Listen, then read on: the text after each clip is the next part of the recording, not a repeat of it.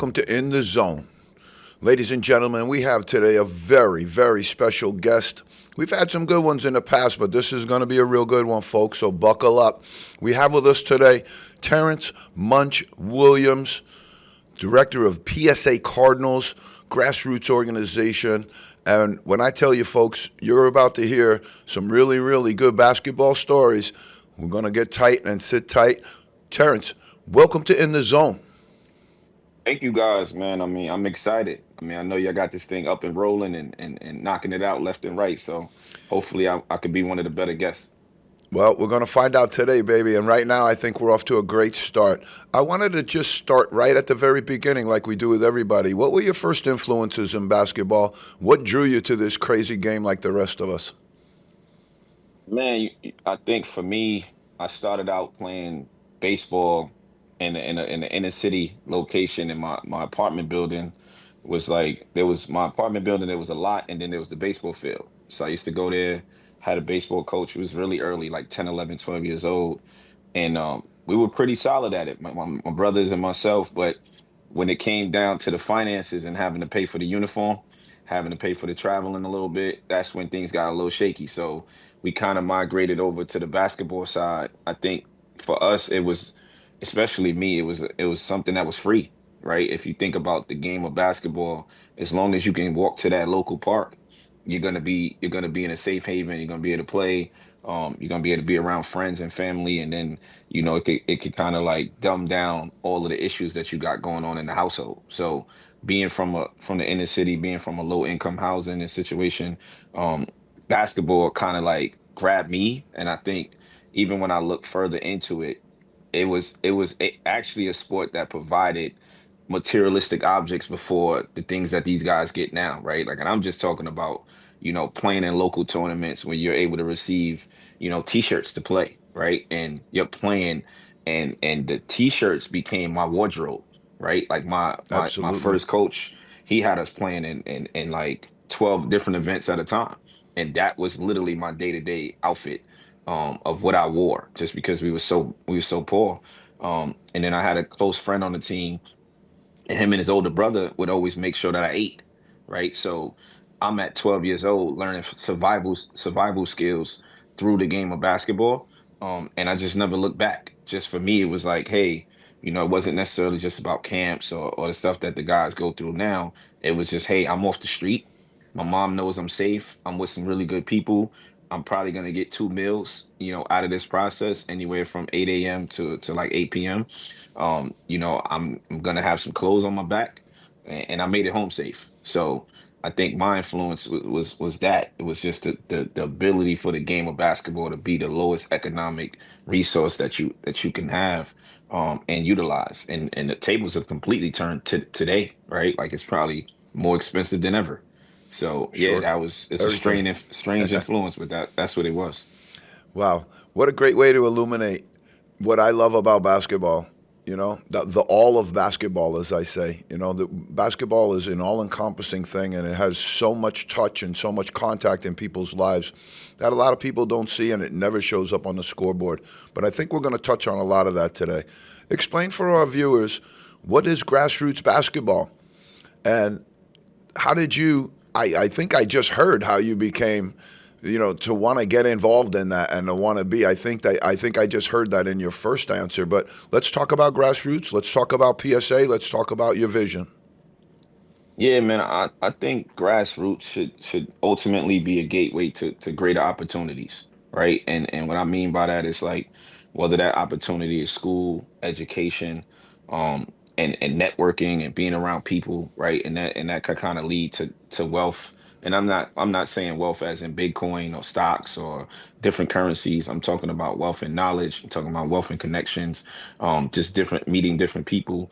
I wouldn't be on this show today had we not come across each other, right? So like I think the grassroots space should ultimately prepare guys for that, right? And get you in those spaces of utilizing the game of basketball, meeting people from across the country, obviously local, but how do you utilize that those connections and that connectivity that you're coming across. So I think in the beginning it's like, hey, I just want to meet a couple friends, or I want some competition, and people are playing for t-shirts and medals and trophies, and then it continuously goes up. But for me, at the core, I think it's something that at least 5 to 7 years ago was the best way guys can get to college, right? And especially guys that grew up like myself, and PSA was big time and still is, and making sure that happened, right? So we had guys where this was their only and their best opportunity to get a free education.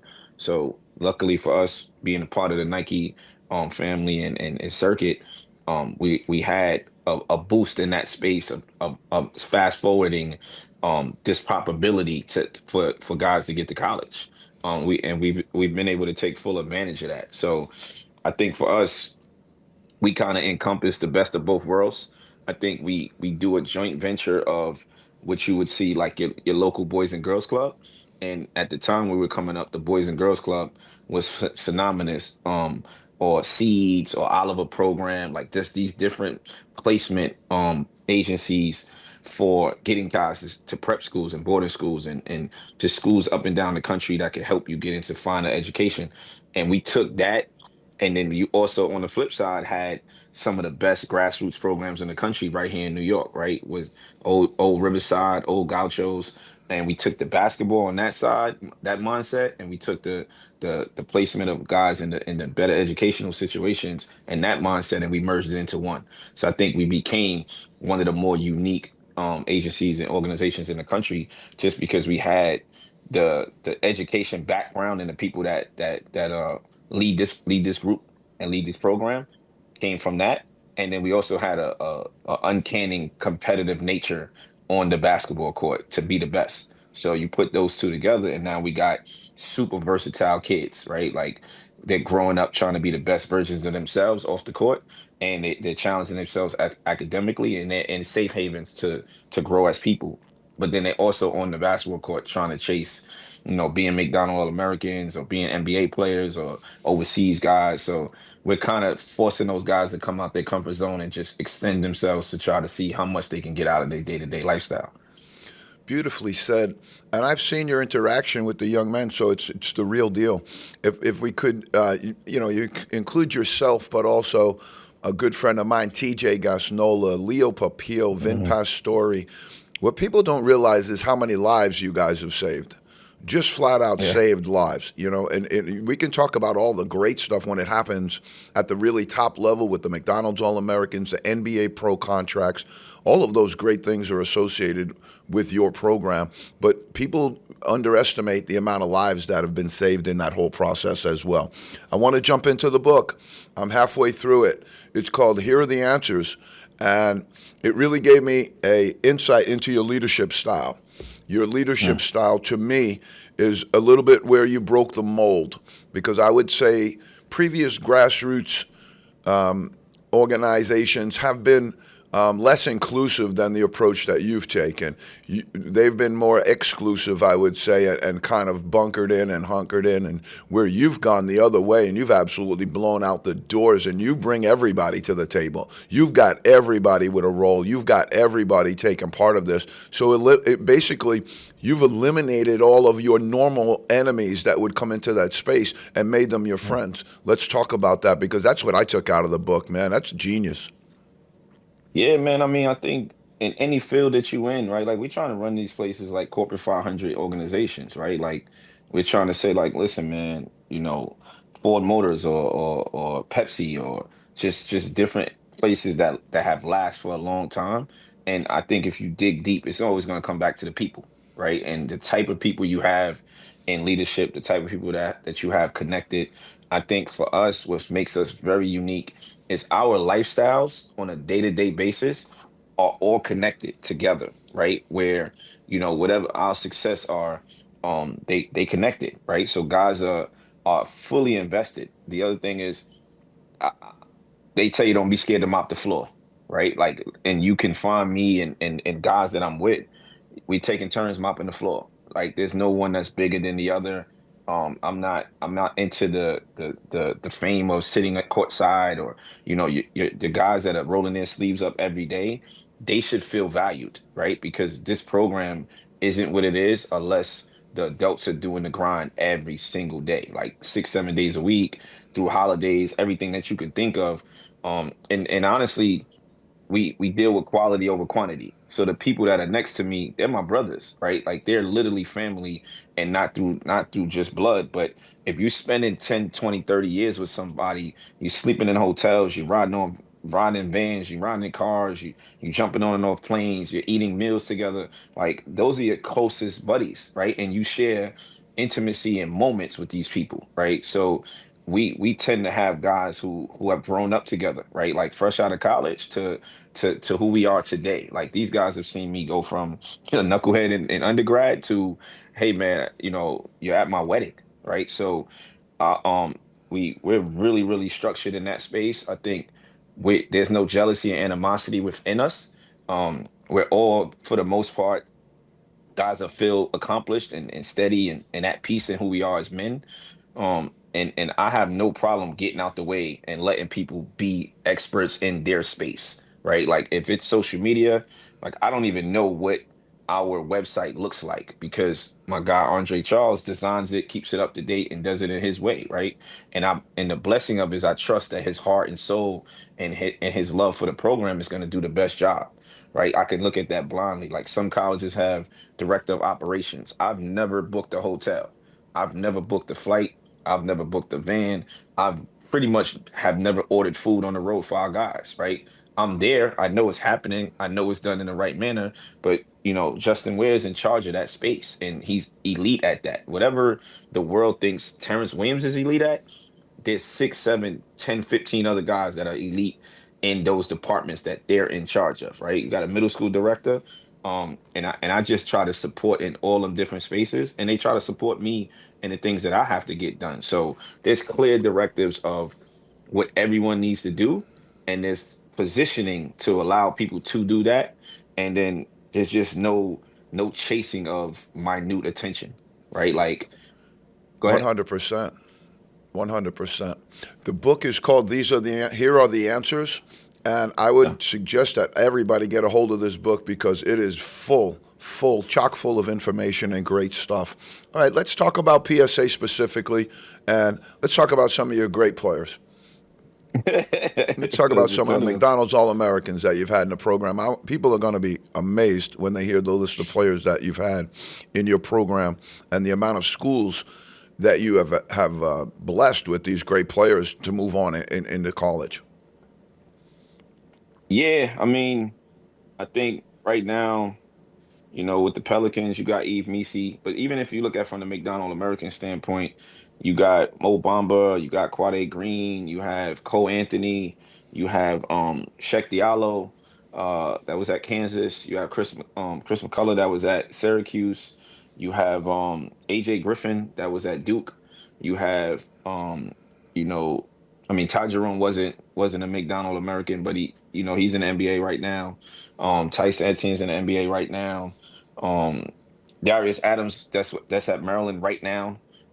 He's a freshman at Maryland. He was a McDonald American in 2025.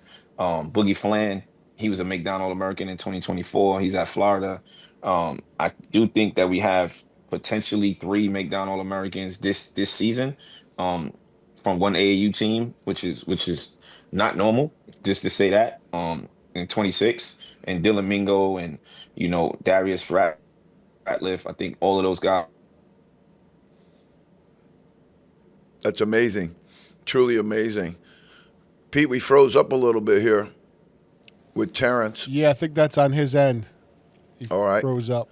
So the first time that's happened, and we'll hopefully get right back to it. But we're in the middle of an interview with Terrance Munch Williams, and it is absolutely going off the rails here, folks, because the amount of information and the great detail that this young man is able to illuminate about the game of basketball is just blowing my mind right now. And we're kind of stuck on a little bit of a buffer, I think, with his phone, but we're going to hopefully get it back. and then we'll keep on rolling the show. So as I said, first time that one's happened, Pete, and we've got to learn to jump on the fly and do the best we can. Yep. All right. I think he's going to try to dial back in, but we'll keep an eye on that. All right, perfect. Can we jump into our NBA Power 15 while we got it? Sure. Pete turned me on to Google Sheets this week. And I think we're going to love this thing because what it's going to be able to do for me is I'm going to be able to look at it week to week, and I'm going to be able to give you comparatives. I'm going to be able to really tell you who's up, who's down, who's moving, who's around, and it looks great. And I'm not the biggest techno guy, but that was pretty easy. That wasn't bad. I'm trying to make it simple for you. You know, well, you sure did. You sure did. And you taught me something at the same time. So here we go. This is getting boring a little bit, Pete, but OKC Thunder 15-1. They've been described as possibly the best franchise in the entire sports world right now. And they're operating at a great level, 15-1. After the championship last year, you got to kind of point to the fact that they've got to be really fired up about repeating and getting this thing done back to back. Detroit Pistons 13-2. Love this story because back in the day we had a segment that was called Firing on All Pistons. And Cade Cunningham had a quote that said, you know, we're not a 2-25 team, or something like that was the quote. And back that day, Pete and I were laughing. We go, yeah, you are. All right, Terrance is coming back in now. He's working on getting himself reestablished. Beautiful. I can't see you guys. We're gonna turn it right back on in a second, T. Hold on. No, I just want to make sure y'all can see me. Yep. There we go. Pete's back. Pete's a magician here. So a little bit of a technical there, folks, and we apologize, but really, really good work by Terrance and Pete to get us back. All right, so we were in the middle of the McDonald's NBA all discussion, and if you want to conclude there, and I'll jump off with something else. Yeah, I just think it's unique for us, the numbers, right? Where our first graduating class was 2014 guys. So we, as of January, we might have 11, McDonald Americans, and what are we up to? 12 classes, right? And if you say, okay, well, you guys have about 12 NBA players in 12 classes, like the numbers are staggering, right? And it's not normal, right? So I'm aware of that, and I know it all goes back to having really good kids with really good families and having some systems that are in place that can help, usher these guys into great opportunities and their talents. Munch, can I jump in? Yep. I think you're setting a good culture for them and setting a good path forward, and they can see where their future is, and that's why you're getting what you're getting out of them. Yeah, no, I couldn't agree more, right? And the hardest part in the beginning was having enough time to gather the data for people to believe that what you're saying is actually can work and it's truth. Now you have it where it could domino each other, and these guys can talk to the other guys. So when you're explaining to them like, hey, trust me, just take this right turn right now, and it's gonna help us. They can communicate with each other. And like you said, former McDonald Americans can communicate with dudes who are on pace to actually become McDonald American from their freshman year. And a lot of it is 3-4 year planning that goes into it. And the guys got to do their part. Their families got to do their part. And then we have to do the best of our ability. So you are right. We're definitely showcasing and structuring it out for those guys. But now it's a little different than before. Like, I got a lot of respect for the first class of kids who we started with nothing in it but a dream. So, the machine is working now, so it's a little easier for those guys to make it through. But those guys who came in here with nothing, and we were young and naive at that time. So it's a weird thing. People understand this, I think, also that are in the world of business or in any kind of venture that you're trying to do. It's one thing to have a vision, but then it's a whole nother thing to get other people to buy into that vision. And that's kind of where I see the PSA Cardinals right now. It's just great vision, but also great buy-in from the people that are around it. Terrance, let's talk about the NIL. What's the future of that?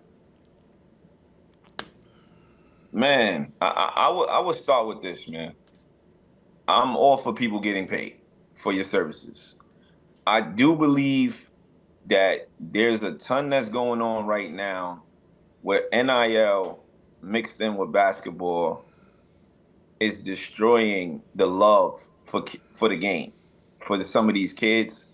It is definitely interrupting the normacy in family structures from a financial standpoint where a young man or woman is making more money than their parents, right? That Wow. turns parents into managers, and it makes it very difficult for the adult to continue adulting, where we've grown up and your dad is teaching you what's the value of a wallet, and what is the importance of being on time. Like, how often a guy's hearing the word no, right? And that's a unique space where people are receiving funds that they're just not prepared to navigate. And it's not for their lack of deserving. It's just the system in which it's going. But I also believe that the system is actually weeding out the kids and their families to stop them from the ultimate goal of the NBA, if that was your goal. The NBA was the carrot, and that was the place you can get the money, and now they've shortened the race, so there is no carrot after the NIL money. But it allows the NBA to say, okay, if this kid really loves the game, he'll continue to push forward and work his tail off regardless of having the money. So it's a lot of these different traps that are set, and these mouse traps that are set to weed out, where they get you to the point where only the strong survive, right? You got 3-4 years of college. Now you got a couple years of the G League, right? So they're like, hey, in the next 6 years, you're going to be making some form of money, but we're going to find out if you really love the game for most of these guys before we let you in that 3 letters, NBA. But I think what's happening, a lot of kids who wanted to make it to the NBA, they wanted to make it for the money.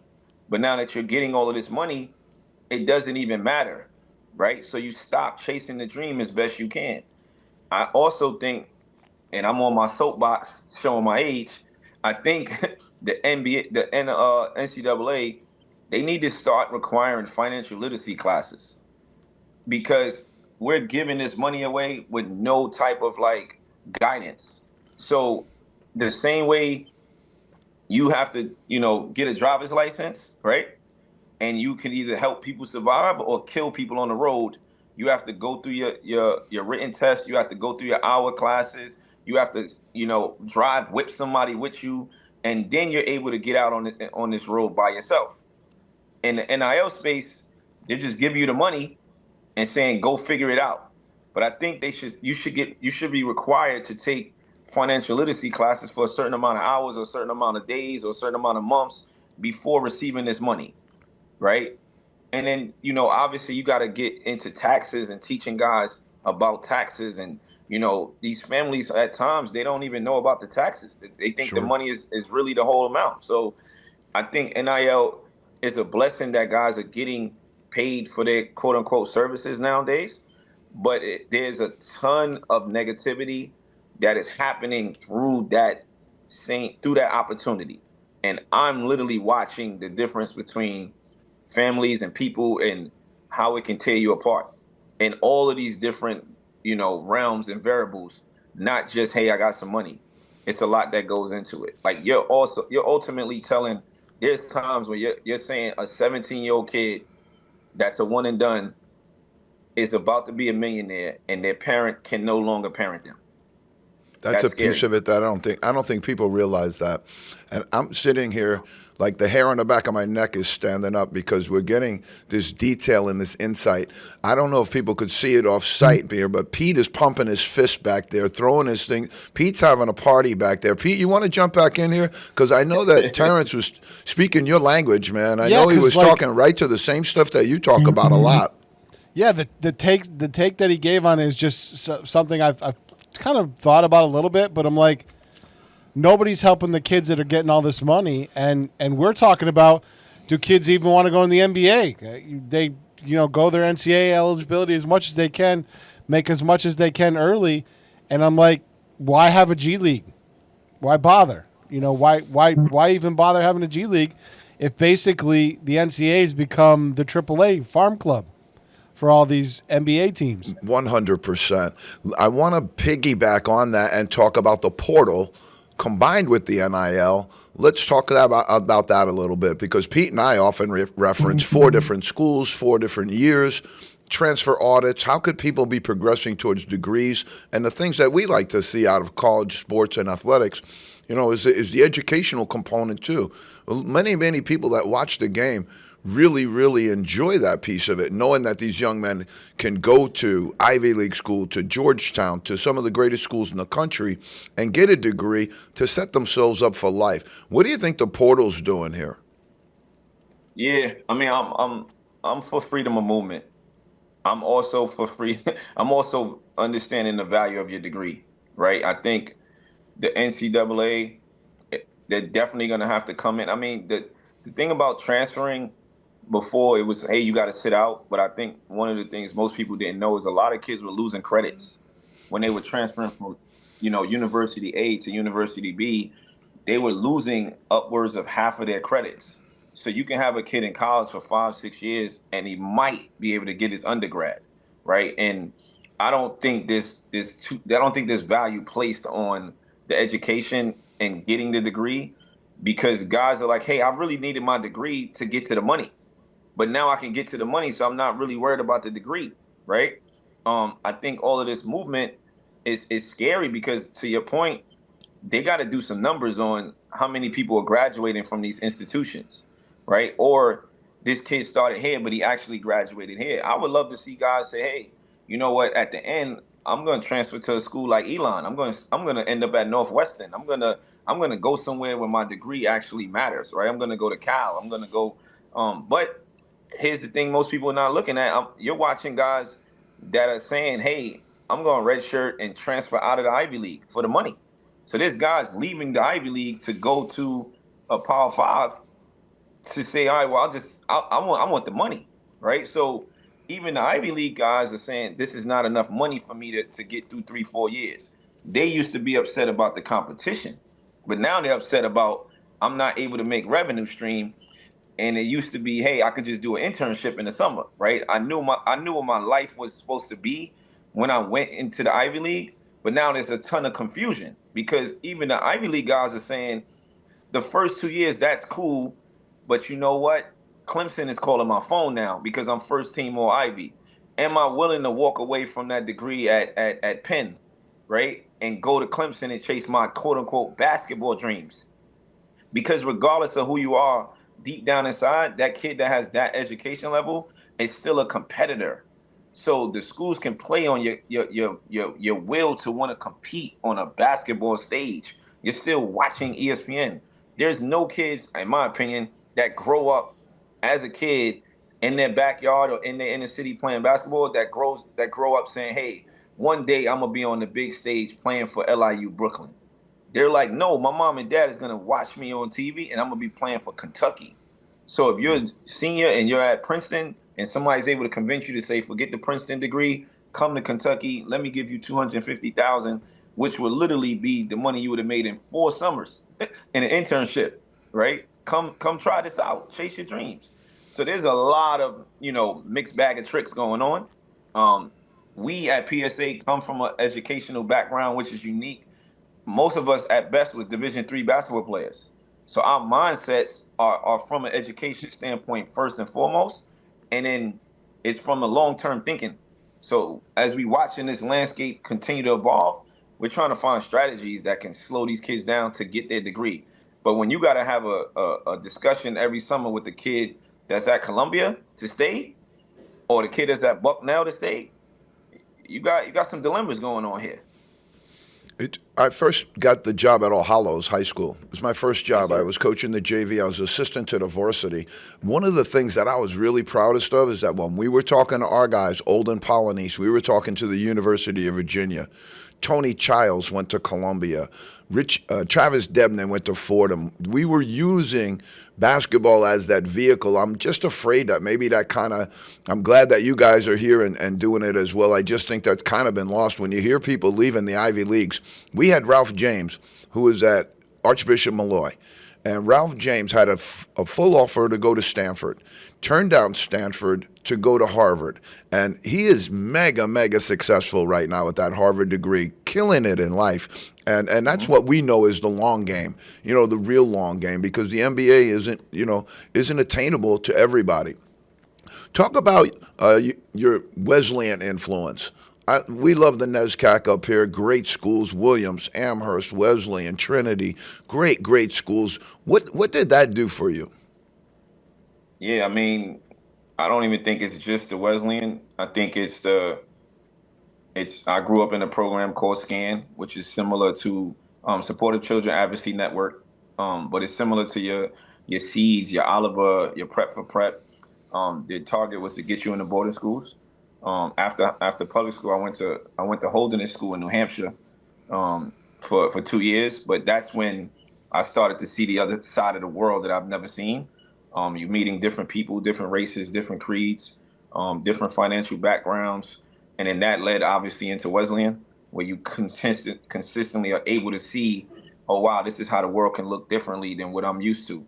And I think that those two schools, Holderness, Wesleyan, and then combined with SCAN, you, PSA is what you see, right? It's our understanding of how important planning is, time management, education, networking, just non-basketball related entities. Like we focus so much on the hours that aren't basketball, right? Like we're having discussions now about what kind of games can we play in the airport when we first get there now? Can we play chess? Can we play checkers? Can we get a card game? Can we play Uno? Just getting the phones out of their hands, right? But just thinking about it from Wesleyan as a D3 player, you worked in the summer in these jobs and you lifted weights and you worked on your game and you did all this stuff on campus, but there wasn't no, hey, somebody's paying you for all of this stuff. So we're trying to train our guys to basically push themselves like D3 guys that are hungry, but also don't put your education second, right? Like you have to, if anybody knows you and you meet a lot of these kids, the guys who went pro early, they'll tell you majority of my conversations with them is, when are you finishing? Where are you with your degree? Where are you with your degree? Where are you? Like, I'm consistently on the phone nagging those guys about finishing up.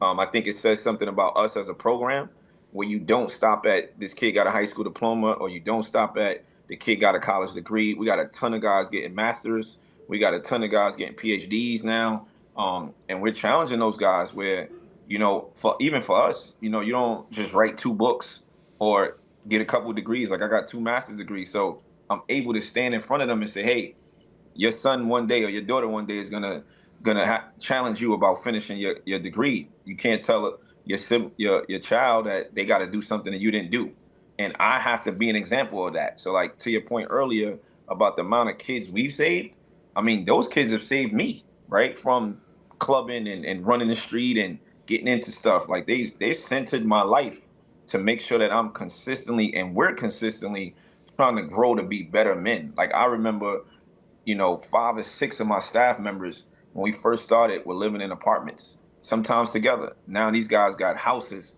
and life insurance and stuff, and they're married. And this is the example that we're trying to show our guys, right? But yeah, the Wesleyan effect educationally definitely has a big touch on the program. And I've even explained to them, when you say that school's name, the respect that comes with it, that it opens the doors and that the conversation can now start, and at times people will start to listen to you because of your resume saying you went to a certain school.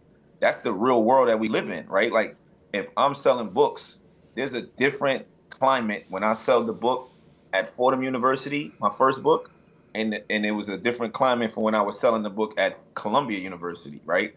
I'm able to study those 2 environments to see what's going on in the world. So, and then explain it to the kids and bring them in it with me to say, hey, come with me and go through this journey. And let's see all these lessons that we can gather from just this one piece of literature, right? This book. Like you could take the book in the airport and say, hey, I challenge you to go and give this book to someone and come back with their phone number. so you can network with that person for the rest of your life.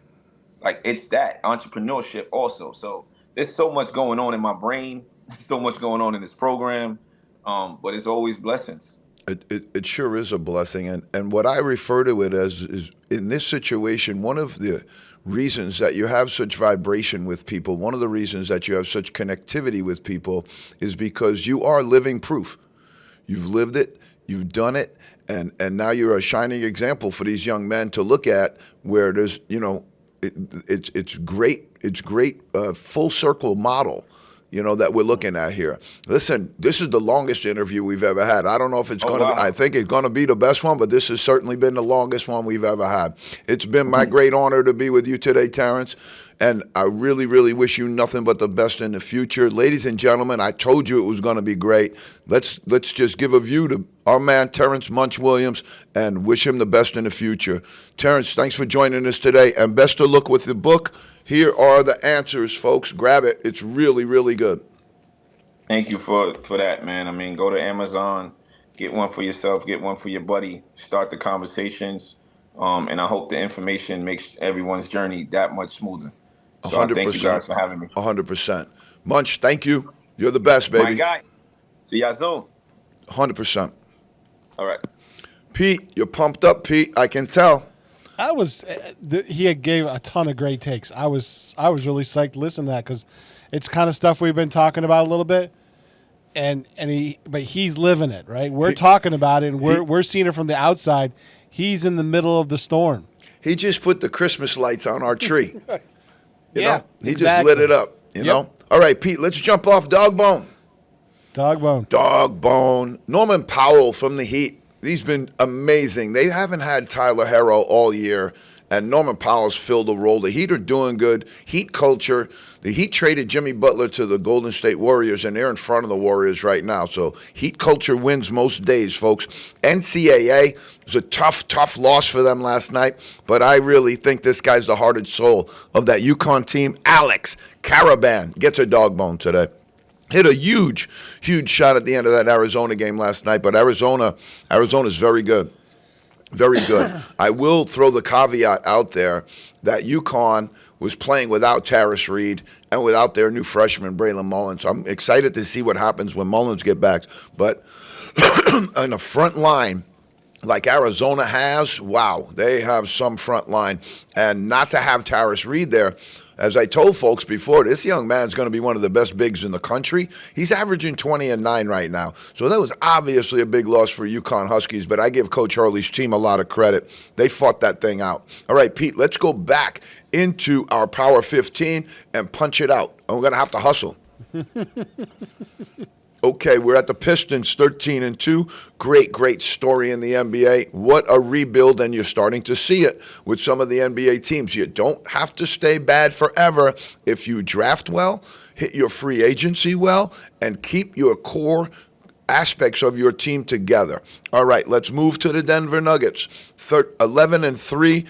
Coach Adelman has brought the team up and really has them operating on all cylinders here. Jokic is playing great basketball right now. Number 4, Pete, we slide the Houston Rockets. No surprise. Durant and Alperen Sengun give them a 1-2 punch up front. Sengun with a monster game last night again. Just a really good unit there. I think they've got a shot. Number 5, the Los Angeles Lakers. Pete, 11-4, no LeBron. I know, that's crazy. 11-4, no LeBron. At this point, if you're the organization, do you try and move him? Do you try and get him, get something for him? Because right now they have a pretty young group there. Luka's pretty young. Yeah. And so now you could trade him and maybe bring in a couple of young pieces with this team and really amp it up. To me, if you could get much for him, I'd send him and Bronny together. 6, San Antonio Spurs. Wembayana, 10-4. He's leading the way, playing great basketball. He's a generational talent, folks. Number 7, the Toronto Raptors. This is a Gomer Pyle surprise team, but they have team integrity. They kept R.J. Barrett. They kept Scotty Barnes. They kept Quickly. They've got their group together. Jacob Poeltl played together. They took their lumps in the NBA together. Now they're playing good basketball, and right now they're in the playoff race, 10 10-5. Let's see if it holds. Minnesota Timberwolves 10-5. This is a good record for them, actually, because they have struggled to get out of the gate in the past. Really excited to see them get out in good fashion right now. And they've got one of the great young stars on their team, Anthony Edwards. I want to see him as much as I can. New York Knicks 9-5. They're maybe over the fire Mike Brown thing after they won last night. You know, that's welcome to New York. 9-5, and they're moving. They're moving. Cleveland Cavaliers, a little surprise here with the 6 losses. 10-6. By the end of the year, you're going to see Cleveland rise to the top of the Eastern Conference. They have a good team. Donovan Mitchell is playing in rarefied air right now, and I think that team will get it all together. They have experienced an injury to Darius Garland, and he was kind of a glue guy for them. Atlanta Hawks 9-6. Playing good, and this, again, kind of like in LeBron fashion, Trae Young's been out almost this entire time, and they're looking at a team that's playing better basketball without him. Miami Heat 9-6. Heat culture, Eric Spoelstra holding it together, baby. Phoenix Suns 9-6. Devin Booker's done a great job there, and they're playing good basketball. Chicago Bulls have fallen like a rock. Earlier in our Power 15, they were in our top 3 and 4. Now they've had some tough losses, and the Sixers are holding on there. No Celtics, no Warriors. There's a lot of teams that are out of this mix right now, and as we talk about, you know, the who's hot and who's not segment, you've got some really, really tough things going on there. I want to pull that out for you right now while we're at it, because that's a little bit more of the, well, we'll get to it. I can't find it right now, Pete. So let's slip into I got way too much paper here. Let's slip into our Super 25 of the NCAA. Really excited to bring this to you, folks. I love Pete's new graphics and everything we're working here. But right now, people say Arizona 5-0. They absolutely went into UConn last night, and this is the thing that I want to say separates them, because people have been asking, they said, well, UConn had 2 guys out, and they did. UCLA didn't have Donovan Dent at full strength, and they did, but they went in there not knowing that beforehand. They went in there to play those games, and they wound up winning those games. Now you're talking about wins over Florida, UCLA, and UConn. All right? If they're not number 1, I don't know who is. You got to fix your algorithm. You've got to fix this algorithm, because if they're not number 1, I don't know who's number 1. Houston will not play an away game until January 3rd, folks. I'm tired of that gluten-free stuff. I'm going to go with the guys that have been playing the really, really tough schedules, and they deserve to be number 1. I don't care what Ken Palm says. I don't care what Torvik says, and I don't care what all those other algorithm weapons of math destruction say. I got 2 good eyes, I got a great TV, and I've had great fun watching these teams. I've seen almost all of them, and I'm telling you right now, Arizona's number 1 in the country. Jaden Bradley is playing out of his mind. Got to look into it, folks. They're West Coast, so you don't see them a lot.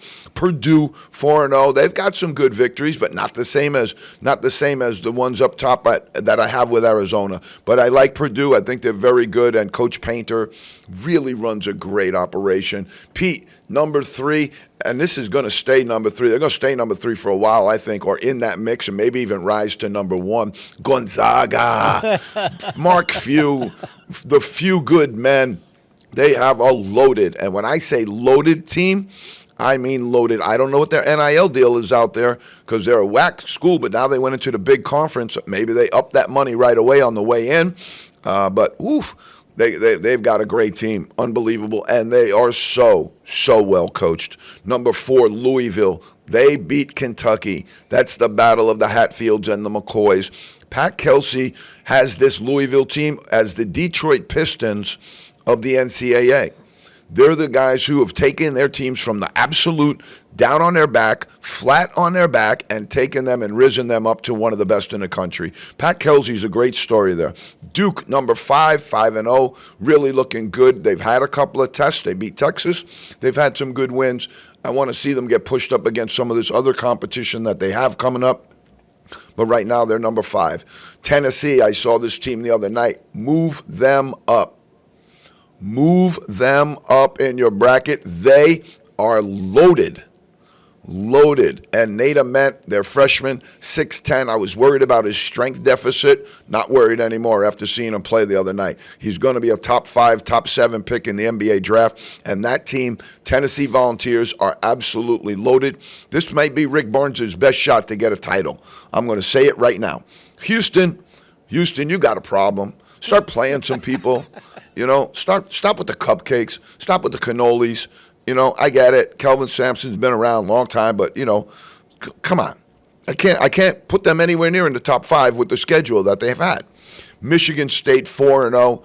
This team had a great win the other night. Great win, and they are looking really, really good. They beat Arkansas the other night and really, really put it to them.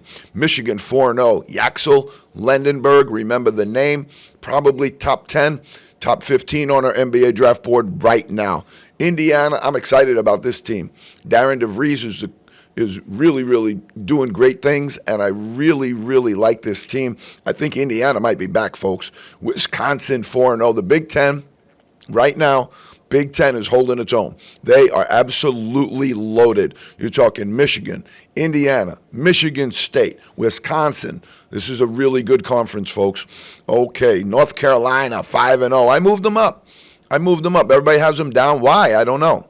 They got 5 wins. They're 5-0. They're playing great basketball. They've got one of the best freshmen in the country and one of the best big men in the country in Henry Visar. But Caleb Wilson really, really has been playing great basketball for them. Iowa State, the Cyclones, 4-0. I want to see more. I want to see more because they've disappointed me in the past. I know some people have them in their top 10. Not right now for me, but they're solid, very solid. Here's a team I'm very excited about. Again, in the Pistons mode, NC State, flat on their back. They hire Will Wade, hit the portal, hit the NIL. They brought in some great players. Darian Williams from Texas Tech was one of the players they brought in. This team is cooking. This team's cooking and cooking well. 4-0. Keep an eye on them. Vanderbilt 4-0. Mark Byington. We're buying Byington. He's a great coach. 4 out, 1 in offense. They've got the bigs down in the paint that are doing good stuff. And from what I gathered, in my estimations, Vanderbilt is NIL loaded up.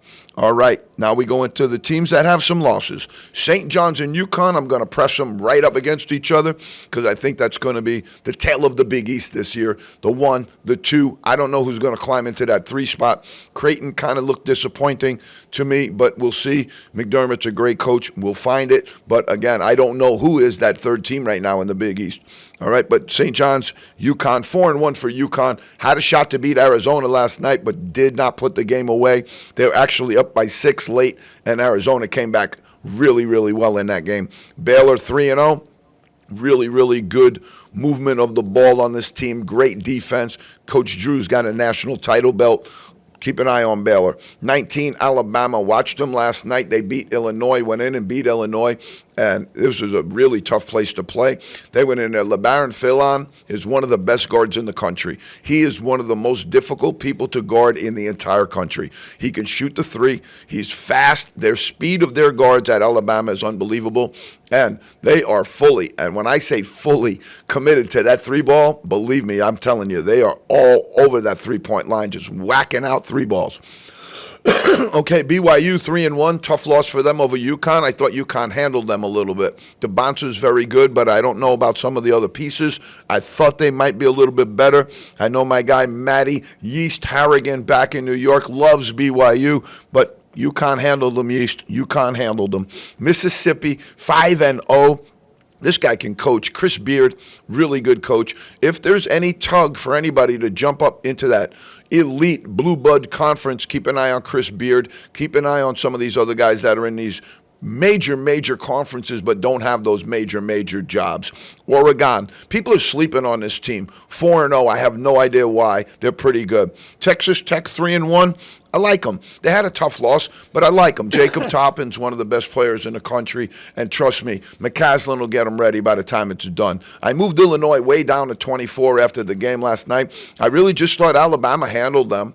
Alabama really handled them. They had a real problem with Alabama's quickness. They could not keep anybody in front of them. They gave up maybe 3 or 4 point-blank layups at the end of the game that were absolutely destructive to their chances to win and absolutely crushed them.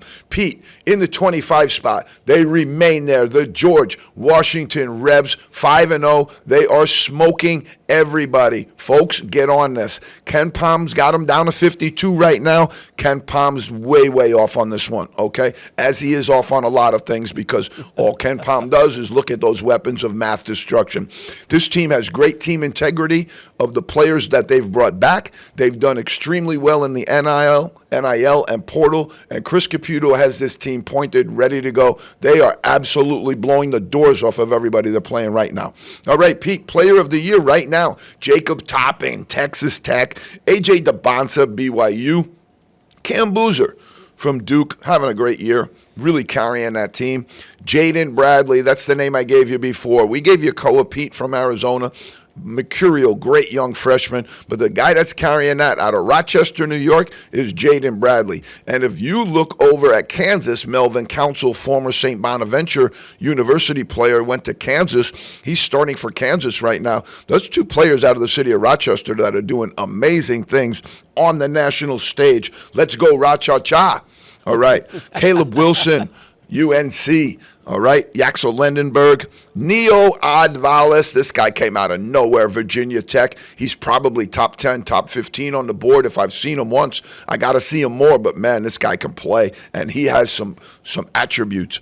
Mikkel Brown, I love him. I love Mikkel Brown from Louisville. All right, he is a great shooter, got a great NBA body right now. He's 6'5", 6'6", long, handles it, shoots it, can play D, really gets after it. I love it. How we looking on the Rookie of the Year? Take all those guys over here that are Rookies of the Year and move them over. But I got one for you here from Arkansas. Malik Thomas, one of the best guards in the country.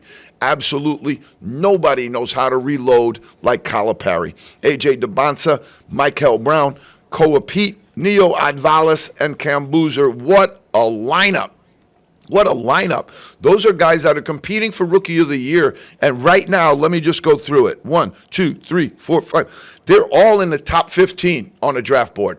Most of them are in the top 10. This is a loaded freshman class.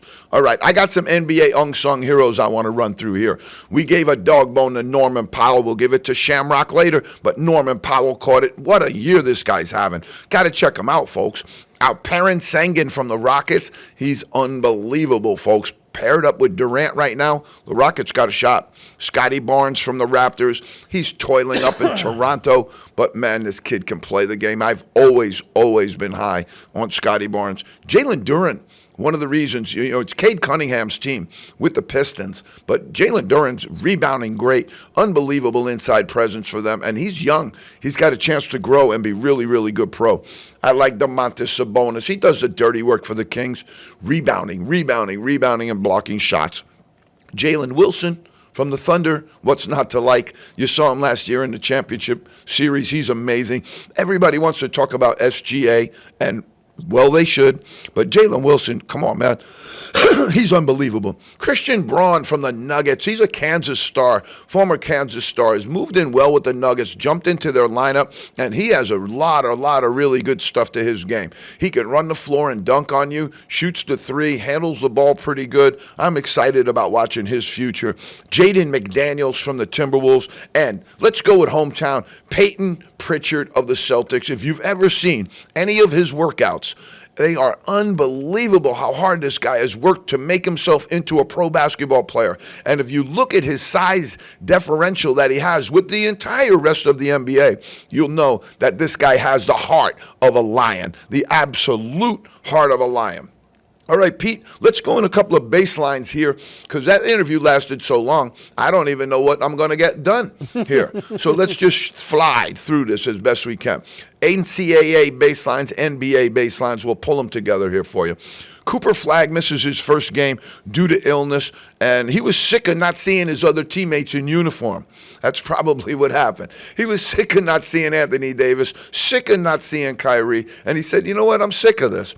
Steph Curry out due to ankle soreness. They don't anticipate that will be a long time, but that's Very, very difficult loss for them because he was unbelievably hot right before it happened. The Pelicans clear Zion for return. Good news for them. Eric Spoelstra, well-deserved, named the Team USA coach going into the Olympics. The Rockets went 114 over the Cavaliers last night. This is what I'm talking about with Alperen Sengun. 28 points, 11 rebounds, 7 assists. Showing up in all categories. I like VJ Max, too. We'll give you them together. 45 points, 8 rebounds, and 13 assists, albeit in a loss to the Raptors. Pete, I got about 4 minutes. Yep. Okay. We're in trouble. All right? Let's hit it. Baselines in college basketball. Arizona goes into UConn and really, really got a big win out of there in the zone, jumps up to number 1. They've been number 1 until they go out. We're going to keep them there because I love the schedule that they're playing. I love the way they're going about it.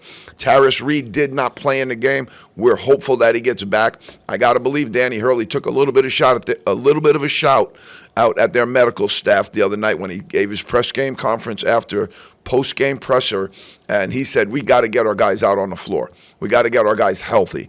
And I think that was a little bit of a shot towards the staff there that he thinks might be being a little bit too cautious with his guys that he wants to get back out there. Okay, you got UConn has seen Koa Pete and A.J. DeBonsa. That's going to help going into the Big East. You're not going to see two better players than that. But, Pete, this is what I was talking about with Danny Hurley going into the schedule. They just played Arizona. Coming up, Illinois, Kansas, Florida, and Texas. They've taken on an auspicious schedule, and I give them credit for it because everybody else is out there banging those cupcakes down. They're Keep your getting foot on after the it. gas, man. Here comes Connecticut.